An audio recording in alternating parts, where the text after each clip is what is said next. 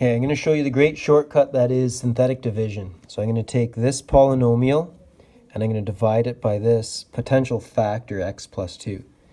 Now you could use the factor and the remainder theorem and plug -2 into this to determine whether or not that is a factor, but it's actually faster to just do the synthetic division in the first place.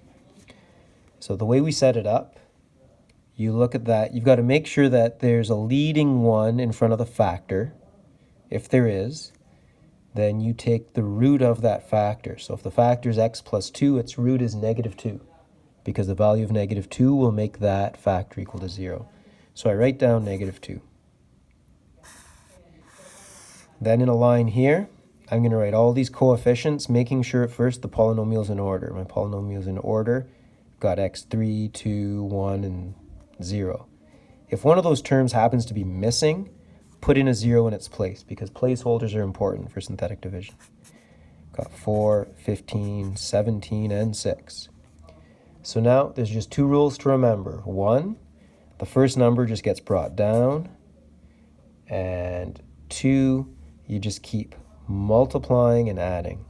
So I'm going to multiply -2 by 4, gives me -8, and I'm going to add these. And so that's 15 minus 8 is 7. Multiply this up is -14.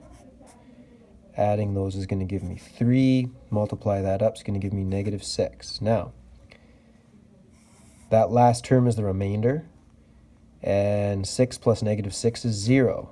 So as quick as that, I've determined the remainder is 0, which means x plus 2 is indeed a factor. And the solution is just simply these coefficients here. So this divided by that is equal to 4x squared plus 7x plus 3. So I could write out that that is equal to,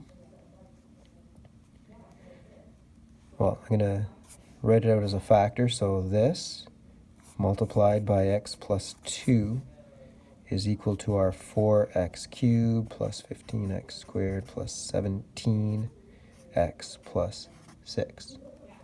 So that process has given us the same result as if we actually did all of the long division. Well, I divided out a different factor there. I divided out the 1. Let me repeat the process, and I'll divide out the 1 this time. So I'm going to use x plus 1 as a factor and redivide that same polynomial. So again, our polynomial is 4x cubed 15x squared plus 17x plus 6. And we want to divide it by x plus 1. So to set up our synthetic division, we take the divisor's root, which is -1. We take the coefficients of the dividend, 4, 15, 17, 6. We bring the first number down, and then we multiply and bring them up. So that's -4, because 4 times -1 is -4. Add them. Multiply, so 11 times -1. We're always multiplying by that root. -11. Add them. Multiply. And then those are going to add to 0. So that means that when I take this and divide by that, I get a quadratic with 4x squared plus 11x plus 6. And then put this into factored form, factor that quadratic, and you've solved your entire third order polynomial.